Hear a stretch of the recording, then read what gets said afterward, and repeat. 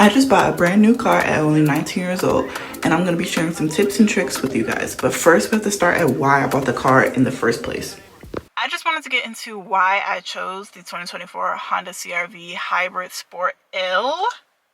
It's a mouthful. Some people are like, why did you go from such a small car to a big old SUV? And me personally, I don't like small cars. I'm tall, as y'all know. I am literally 5'10", probably 5'11" at this point.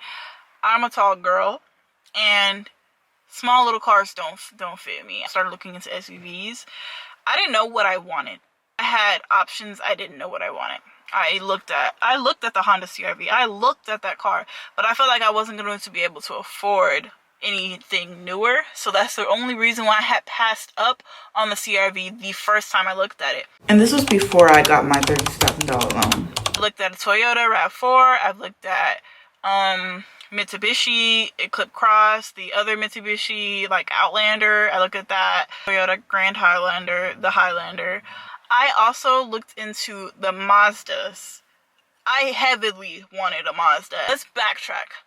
The reason why I needed a new car in the first place, because my car was going to get me in an accident and I could die. My car was having transmission issues that it had previously before my dad even bought it. They bought a lemon and they didn't know it was a lemon. Title was a salvage title, and I didn't even find out about the fact that it was a salvage title until I went to one of the car dealerships and they ran the car and literally only gave me $3,000 for the car, like as in like my trade-in value. The trade-in value on Kelley Blue Book was about $7,000 for a 2017 Jetta. And that's what I was basing off my trade-in value was going to be.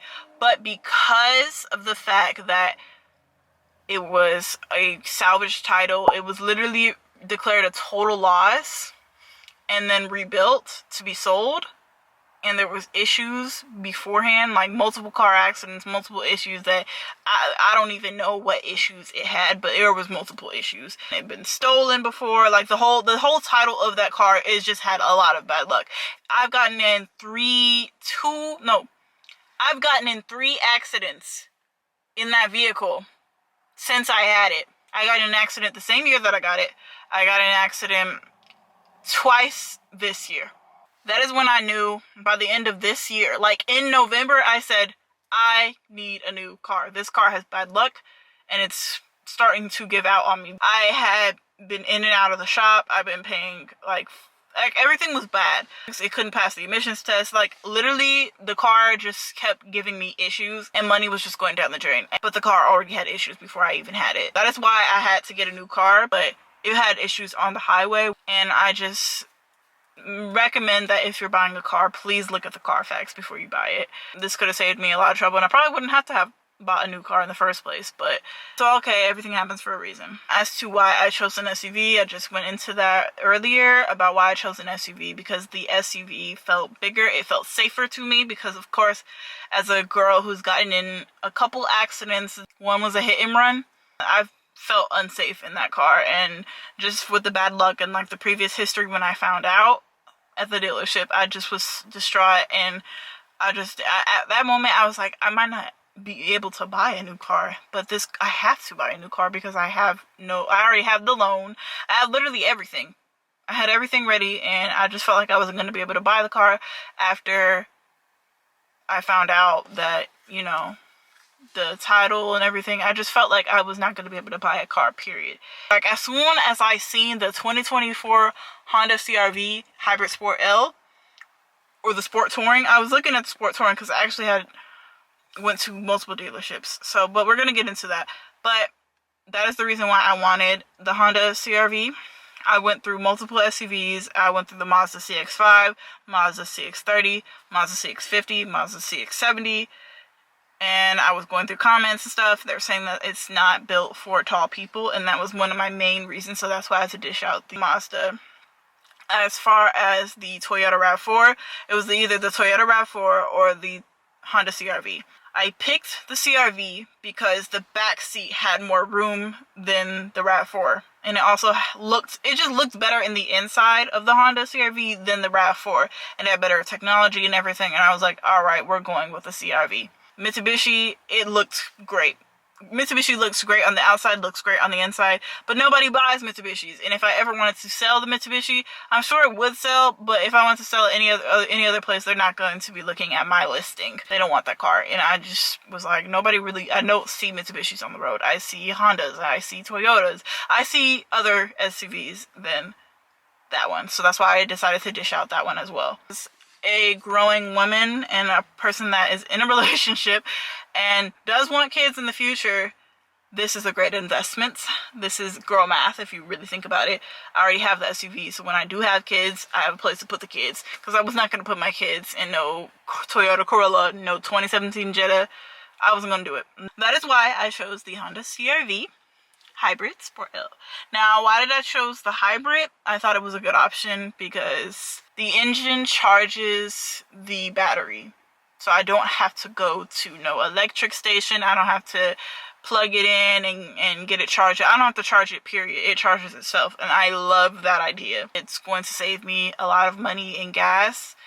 And it's cheaper gas as well, because my Volkswagen was taking up and eating up my money all the time. It barely was good on gas. Now I'm gonna go ahead and get into the buying process for the car. I have been to 3 dealerships at this point when I got this car.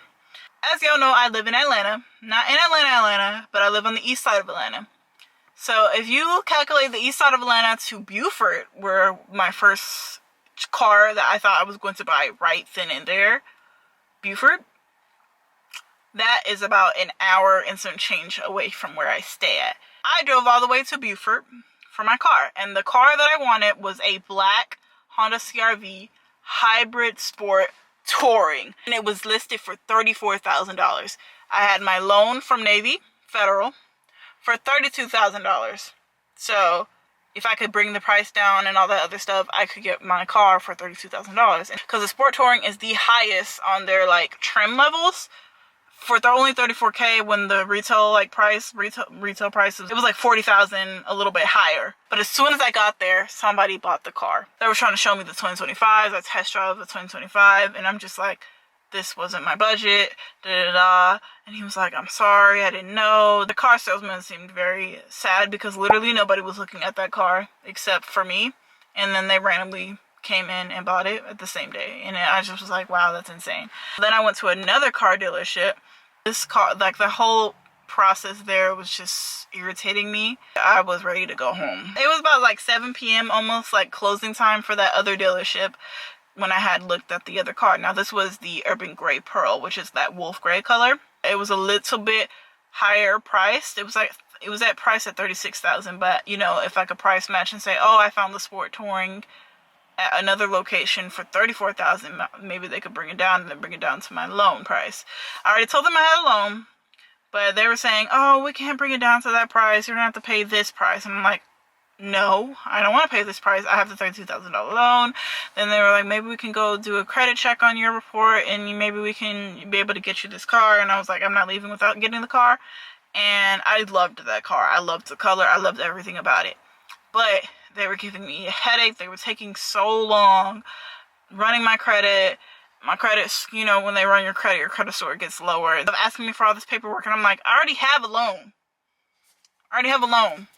I'm not paying the price that y'all are trying to get me to pay for this car. I'm not doing it. They're like, maybe we can look at a cheaper car. I don't even know why I agreed to them. Like, I already have a loan. I'm not going back and forth with you guys. She showed me a Mazda CX-30. That shit was like here on my head, and I was like, I'm leaving.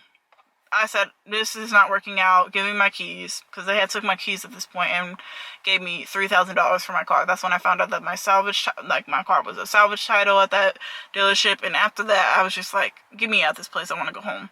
So after finding out about the salvage title on my previous car, and then there's them saying that they won't be able to give me the car because it's too expensive, and they won't be able to bring down the price to the price that I wanted at, and like the whole thing, I just knew they were lying and trying to make me pay an astronomical price. After that, I just was like, all right, bruh, I'm getting out. So I went out and I went home, and I was a little sad because I went home without a car, and I waited another day. Now, the CRV Sport-L was only 15 minutes away. Me and my mom were there. We met up. I test drove the car. I looked at it. They said they were going to be able to give me $2,000 for my Jetta. And I was just like, whatever, bruh. And we went back and forth on the price. They were trying to get me down. They were trying to make me pay a whole ton of money for the car. It was listed at $33,000. I had a $32,000 loan, as I've said before. So, you know, with taxes, titles, and fees, that brings it up about another $2,500. But I had $32,000 and I wasn't coming out of pocket. Me and my mom, we went back and forth with the sales manager and the sales assistant, the sales guy, and he ended up going back to his manager and we got the car for $32,000 even. I was very, very grateful. I'm inserting the video in the next clip right here. Okay. Just say congratulations. Brand new 2024. You need a signature right there. I will sign the dotted line. No. Well, straight line. Yeah. And then we'll add a picture of the car. Okay. Video, hold on. Thanks, Storm. Hello to my new car. Yay! Boop, I boop. think this is a her. Congratulations, Cece. Thank you. Okay, go ahead, stick. Yep, let me look. No, it's locked, so stick your hand in there. You don't have to pull it. Okay, and then you can. So that was me when I bought the car. I was a little bit like, I was so tired. I had a headache. Being in a car dealership is just not, that whole experience is just not the easiest experience. It's not as easy as you think it is. Got my car, they took my car, we replaced all the stuff, put it in my new car, and I drove off with my new car, and her name's Thunder. Now, if you know, my previous car was named Storm, so now this one is Thunder. They were both great cars, but my Jetta was a lighter gray, and now this is a darker gray. So I'm really, really happy that I was able to get my car because it's the hybrid. I got it for the hybrid. I got it 2024. I got the Sport-L, which is the version right under the Sport Touring, and I was just pretty much fine with it. There were barely any differences between the Hybrid Sport-L and this Hybrid Sport Touring, so I was okay. And I'm so happy that I was able to get it, and I'm so happy and so blessed that I'm able to pay the car payments on it. I'm so blessed to be in the position that I'm at, to be able to get an apartment and then get a new car in literally a month. As y'all know, I'm only 19 years old, so I'm really living life, and I'm really getting out here buying cars and getting apartments, like, period. So this is the exterior of the car. I have black rims, remote start, power folding mirrors, I believe. I have a sunroof at the very top. And, you know, it's a gray color, very dark gray color. Not almost black, though, but it's really, really pretty, real sleek, real shiny. And it's also pre-tinted. This is the interior.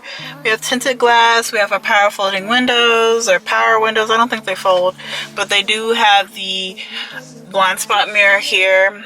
All the memory settings as well for the memory seat settings. They have those. And then all of these here. Got your windows. It's a little slightly tinted.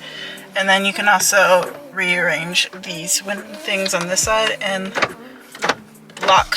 It doesn't unlock when you put the car in park, so that is my favorite feature about it, because it's a safety feature for us women and guys, but mostly women as well. We have our steering wheel cluster. We have some air vents here, obviously the air vents are up there as well. We have our, I'm not sure what the attraction, and then our trunk here. You can open and close the vent. You can open and close the vents right here. We have our gauge. This is what it looks like when you turn it on with the push button to start. Wow. It's a hybrid. If I didn't mention that, it's a hybrid vehicle, so it has all these things. You can switch the drive modes. Oh my gosh, why is this trying? You can switch the drive modes just like this. And this is what it would look like.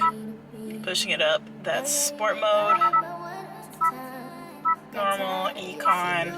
Now I can press home so you can see it. Go sport, normal, econ, and snow. I'm just gonna put it on normal, and you just leave it there for it to click in. Dual climate thing going on here. Just put it up or put it back. Sync or non-sync. We have our charging ports here, our wireless charging port here.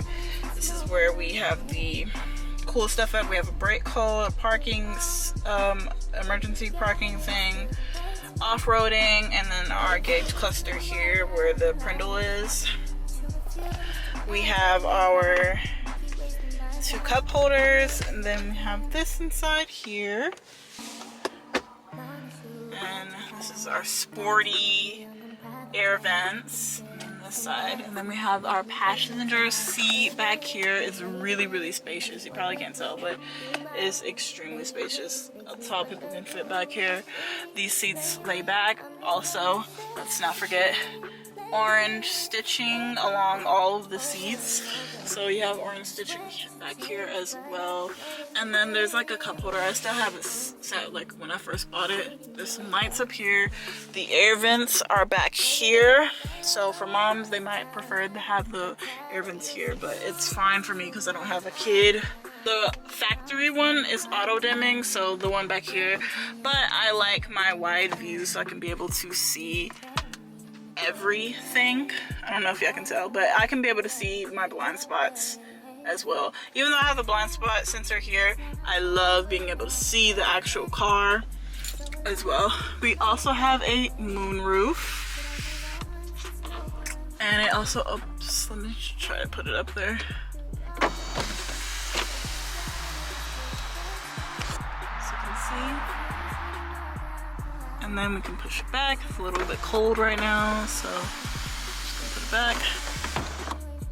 On our steering wheel, we have back and forward buttons here, our volume buttons here, home, and a speaking thing here. You also have your cruise control and your lane assist, lane keep assist, and stuff like that on here. And then your horn, I'm not gonna blow it because that makes no sense. On the digital gauge cluster right here, you guys probably can't see, but it has the speed limit on here, which is crazy. It also tells you the temperature, it tells you what drive mode you're on, the power flow thing, and then it also shows you, I also have auto headlights over here, as well as the turn signal. It's orange on the outside. And then on this side is where the rain sensing wipers are. So it is a hybrid. This is what it sounds like when you reverse. And on here you can change this view.